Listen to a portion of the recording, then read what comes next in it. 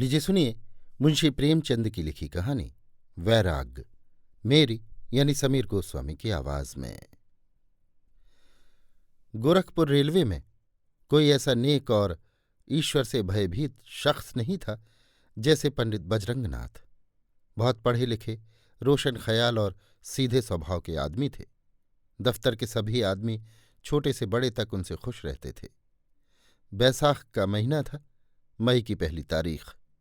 पंडित जी ने तनख्वाह के 80 रुपये पाए और घर में लाकर बीवी के हाथ में रख दिए। बीवी का नाम विंध्येश्वरी था। अपने शौहर के मानिंद वो भी दया और प्रेम की देवी थी। शौहर के लिए लोटे का पानी लाकर बोली, 10 तो घर के किराए में जाएंगे और 30 घर भेजने हैं। बजरंग, हाँ, और 10 रुपये दोनों बच्चों के लिए गुरुकुल भेजने होंगे। उनके मोहल्ले के 2 बच्चे गुरुकुल आश्रम में पढ़ने गए थे, जिन्हें 10 रुपये माहवार चंदा देने का पंडित जी ने वायदा किया था। विंध्येश्वरी, हाँ और क्या, कम से कम 5 रुपये उस बरहमन को देने चाहिए जो अपनी लड़की की शादी के लिए कुछ मदद मांगने आया था। बजरंग, हाँ हाँ, मुझे तो उसकी याद ही न रही थी। गौशाला का चंदा भी तो 2 रुपये होगा। विंध्येश्वरी, और 2 रुपये पुत्री पाठशाला का चंदा भी तो है। बजरंग, रुपये तो सब हो गए, तो हम बद्रीनाथ की यात्रा कैसे करेंगे? विंध्येश्वरी, इसी में से 10 रुपये निकाल कर रख दो। हर महीना इतना ही निकालेंगे तो साल में 120 रुपये जमा हो जाएंगे। क्या इतने में बद्रीनाथ की जियारत न होगी? बजरंग, हिसाब लगाकर 10 रुपये इधर जमा करूंगा तो महीने भर के लिए क्या बचेगा? कुल 11 रुपये तो बचते हैं। विंध्येश्वरी, इतना खाने भर को बहुत है। बजरंग, तुम्हारी साड़ी भी देख रहा हूं फट रही है। विंध्येश्वरी, इस महीने चल जाएगी, उस महीने में बन पड़ेगा तो ले लूंगी। बजरंग, घर पर सिर्फ 20 रुपये भेजें, अब की एक नौकरानी रख ली जाए। विंध्येश्वरी, नहीं नहीं, नौकरानी की क्या जरूरत है? 2 आदमियों के वैसे ही बर्तन कौन बहुत से होते हैं। इस तरह पंडित की तनख्वाह हर माह बट जाती थी।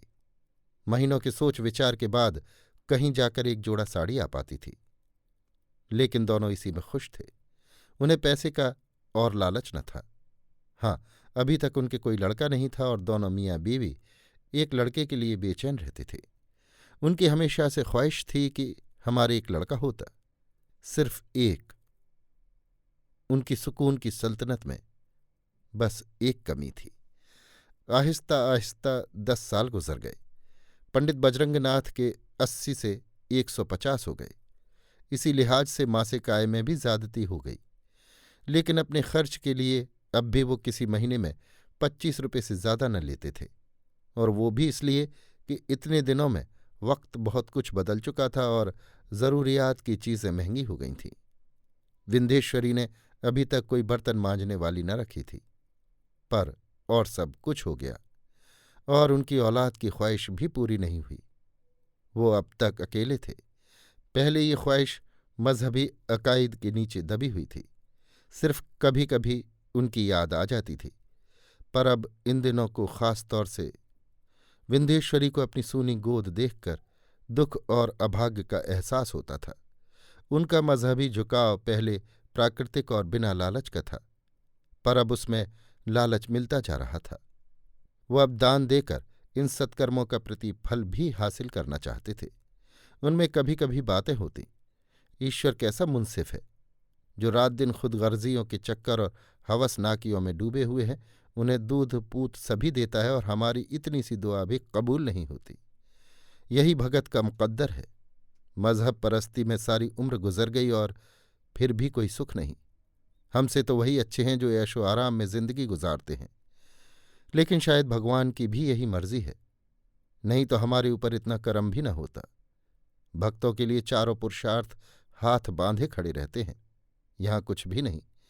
मोक्ष न जाने होगा या नहीं।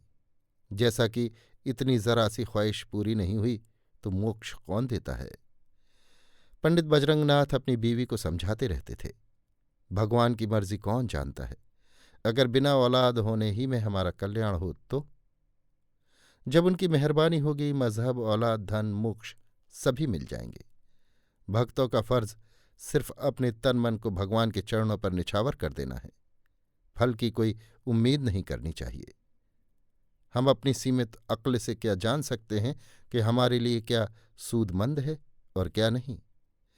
विंध्येश्वरी ये उपदेश सुनकर चुप तो हो जाती, पर उसके मन को इत्मीनान नहीं होता था और पंडित जी भी खुद साफ दिल से ये बातें नहीं करते थे। लड़के की ख्वाहिश से उनका मन भी चंचल हो जाता था, लेकिन वो इस दर्द को और ज्यादा जाहिर नहीं करते थे। पंडित जी के पड़ोस में एक बनिया रहता था। दोनों घरों की दीवारें मिली हुई थीं। बीच में बनिए ने एक छोटी सी खिड़की खोल ली थी। कभी कभी दोनों औरतें खिड़की के सामने खड़े होकर बातचीत किया करती थीं। बनिया इनके कई बच्चे थे। लेन देन होता था और कपड़े की दुकान चलती थी। दोनों ही ज्यादा और कड़ा सूद लेने वाले थे। बनियान खुद भी कुछ लेन देन किए हुए थी और रुपए पर एक आना सूद लेती थी। उनके दरवाजे पर ऐसा ही कोई भाग्यवान भिखारी होगा जो खैरात पा जाता, नहीं तो निरंतर यही जवाब मिलता, फिर मांगो, हाथ खाली नहीं है, वगैरह। भिखारी गालियां देते चले जाते थे। दीवार मिली रहने की वजह से कभी कभी बनिए के घर की बातें इस घर में सुनाई देती थीं, खासतौर से इसलिए कि बनिए की बीवी की आवाज काफी तेज थी। एक दिन रात को बिंदेश्वरी खाना खाकर आंगन में लेटी हुई थी और पंडित जी कोई समाचार पत्र पढ़ रहे थे कि इतने में बनिया दुकान बढ़ाकर घर आया। उसकी बीवी ने पूछा, आज कैसी बिक्री हुई? बनिया बोला, आज तो सारे दिन मक्खियां मारता रहा, बोहनी तक नहीं हुई। बनियाइन, यहां भी न जाने किसका मुंह देखा था कि तेल की हांडी हाथ से छूट पड़ी और सारा तेल बह गया। बनिया, पड़ोस वाली पंडिताइन का मुंह तो नहीं देखा था? बनियाइन, हाँ, खूब याद आया, मैंने उठते ही खिड़की से झांका तो वो नहा रही थी। बनिया, मैंने भी इसी पंडित का मुंह देखा था, घर से चला नहाने तो बैठा मुंह धो रहा था। बनियाइन, मैं भी बिना दिन चढ़े घर की खिड़की नहीं खोलूंगी। रात को खामोशी आमतौर पर ज्यादा गहरी होती है। यही वजह थी या उन दोनों ने इन लोगों को सुनाने के लिए ये बातें की थी, इसका फैसला नहीं किया जा सकता, पर बातें साफ साफ सुनाई दी। दोनों ने सुन लिया। विंध्येश्वरी ने दुखी आंखों से अपने शौहर को देखा और फिर सिर झुका लिया। पंडित जी ने एक ठंडी सांस ली और अखबार को जमीन पर रखकर आसमान की तरफ देखने लगे। उनकी धार्मिक निष्ठा कभी भी इतने सख्त इम्तिहान से नहीं गुजरी थी। कुछ देर बाद विंध्येश्वरी ने कहा, कोई दूसरा घर खोजो। बजरंगनाथ बोले, हाँ, कल। घर तो दूसरे ही दिन बदल दिया गया, पर उन बातों से दिल को जो तकलीफ पहुंची थी उसका इलाज न हो सका। जो आग पहले दबी हुई सुलगती रहती थी उसने अब भड़कना शुरू कर दिया था और उसकी लपटें जिंदगी की ऊंची इक़्तिदार को छूने लगी थीं। अक़ीदत, बंदगी, अमल परस्ती पर से अब उनका एतमाद उठने लगा था। मजहबी जिंदगी अब उन्हें फरेब मालूम होती थी। शाम का वक्त था। पंडित बजरंगनाथ माहाना तनख्वाह के 150 रुपये बीवी के हाथ में रखते हुए बोले, अभी तो वक्त है, लाओ टहलता आऊं और गौशाला के 5 रुपये देता हूं, उधर की पाठशाला का चंदा भी देता आऊंगा। विंध्येश्वरी ने रुपए संदूक में बंद करते हुए कहा, अब से किसी को न दूंगी, क्या फायदा? क्या और सब लोग खाना पहनना जानते हैं और हम नहीं जानते? सिर्फ 30 रुपये घर पर तो भेज दो, बाकी रुपए घर के खर्च में आएंगे। कल तक कहार तलाश करके रख लो। तब करते करते आधी उम्र बीत गई और इसका कुछ फल ही नहीं मिला। अपने पेट खाते, अपने तन पहनते तो तस्कीन होती, दूसरों के लिए बेकार क्यों जान दें? कायनात खुदा की है, वो इसकी देखभाल करता ही है, हम क्यों अपनी ख्वाहिशात को खत्म करें? बजरंग ने हंसकर कहा, लाओ लाओ, देता हूं, लोग क्या कहेंगे? विंध्येश्वरी, दुनिया को किसी के कहने का डर नहीं है तो हम ही को क्यों हों? किसी को दूध भी और पूत भी, यहां एक से भी गए। बजरंग के दिल में भी यही ख्याल पैदा हो चुका था। एक बार और ऊपर दिल से कहा, फिर 2 रुपये लेकर कलमी आम लेने बाजार चले गए। आज से दोनों खुद अपनी सेवा में तन्मय हो गए। अच्छे अच्छे भोजन बनाने लगे, सुंदर कपड़े पहनने लगे। 100 रुपये होते ही क्या हैं, खाने पहनने ही में उड़ने लगे। पहले जितना दया धर्म करते थे, पेट और तन काट कर करते थे, अब मनपसंद भोजन और लिबास का ख्याल करने लगे तो महीने के लिए तनख्वाह काफी न होती। ईश्वर की माया, जीवन की इस काया पलट के दूसरे ही साल विंध्येश्वरी के एक लड़का पैदा हुआ। खुशियां मनाई जाने लगी, बाजे बजने लगे, जश्न की तैयारियां होने लगी।